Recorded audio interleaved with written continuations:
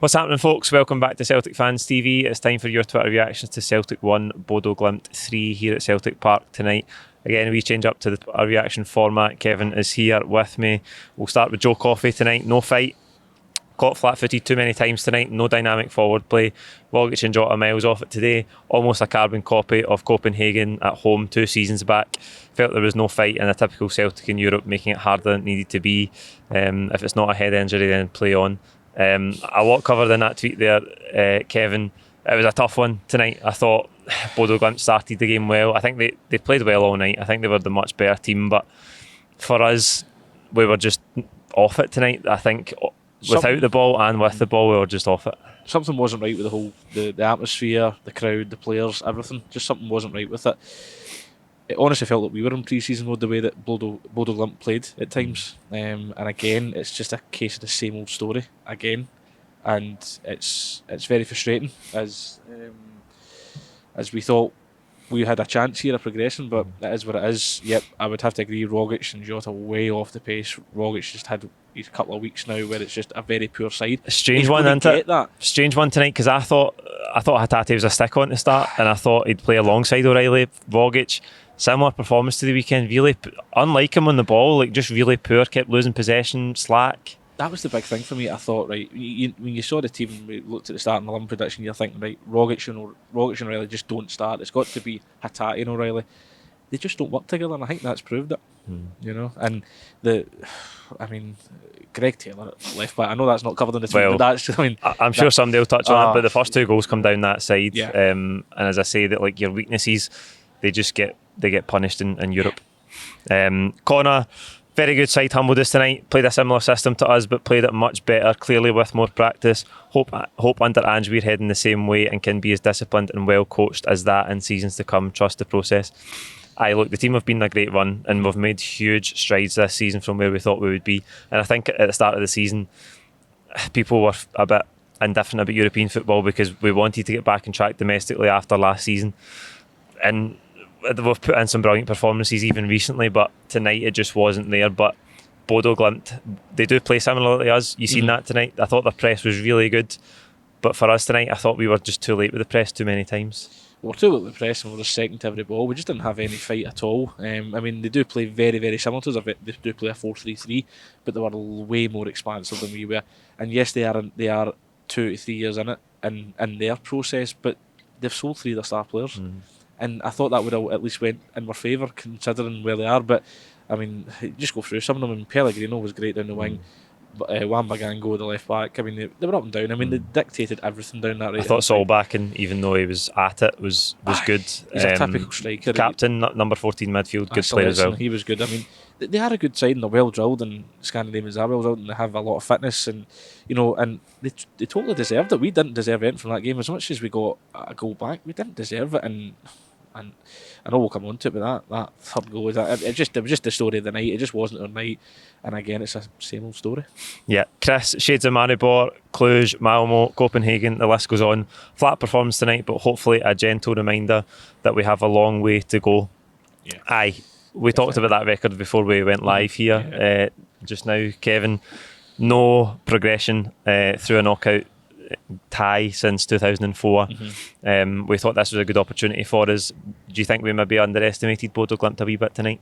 I think we totally underestimated. I think the crowd and the players totally underestimated Bodø Glimt because obviously it wasn't a sellout, there were still tickets available. But I think just going back to the record there, that's 17 years, actually 18 years now since we've actually won a knockout tie, and that's a record that Celtic shouldn't have. But I think it just shows that how far we are still to go in the process, because this is Europe's third-rate competition. We know we're not Champions League, but we believe that we're probably Europa League standard. And to go, obviously I know it's the first leg and stuff, but to go out the way we did tonight at Europe's third-rate competition, I think is a big, big wake-up call, not only to supporters but also to Ange Postecoglou, that he needs there's a lot of work to be done. Yeah, and as I say, we are early in the process, but that was a bit of a steep learning curve for us tonight. Do you think we'll get a chance in the tie next week over there?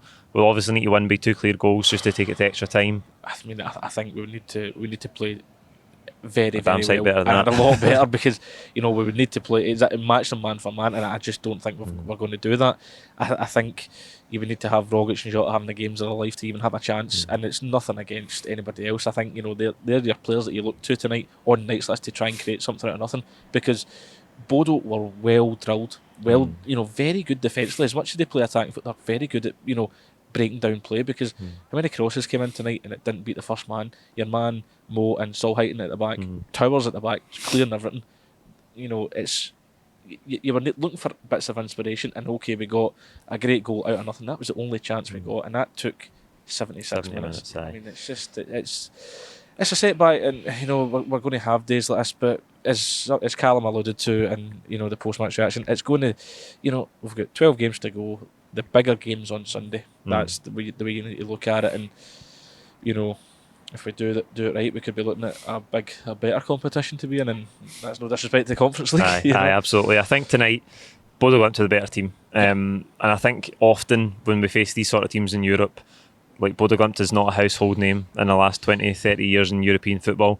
They have sprung onto the scene in the last couple of seasons, but you can tell they're really well coached. They've got some great players.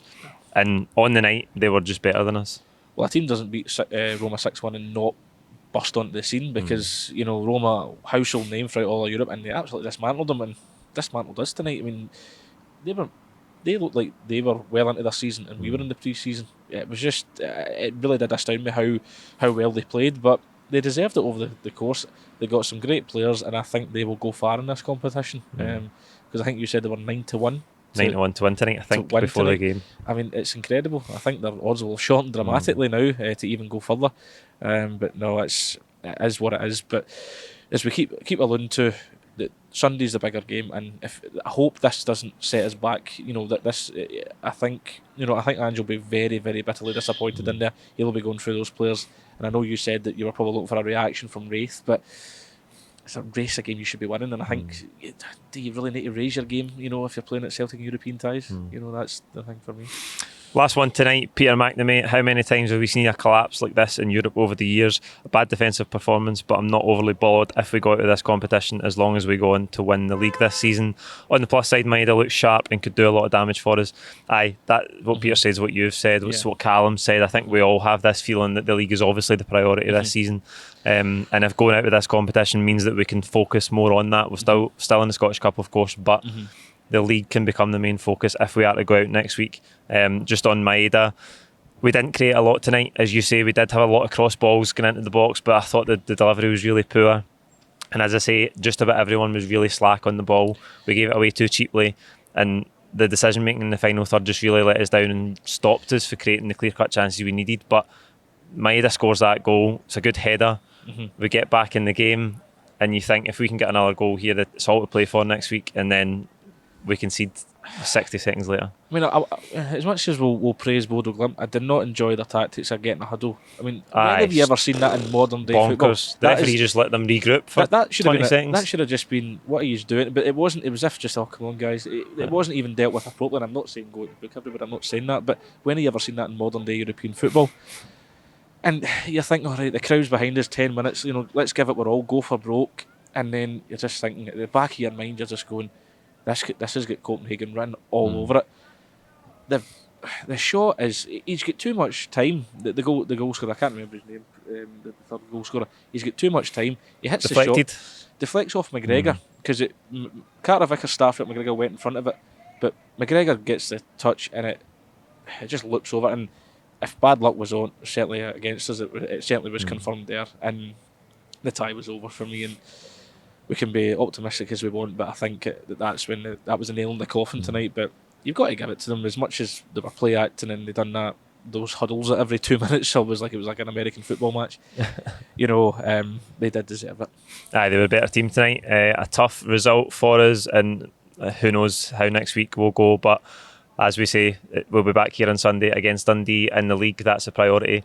We've got to win that game on Sunday. Like this video, comment with your own thoughts below. Don't forget to subscribe if you haven't already. And we'll see you here at the weekend for that game against Dundee. Cheers.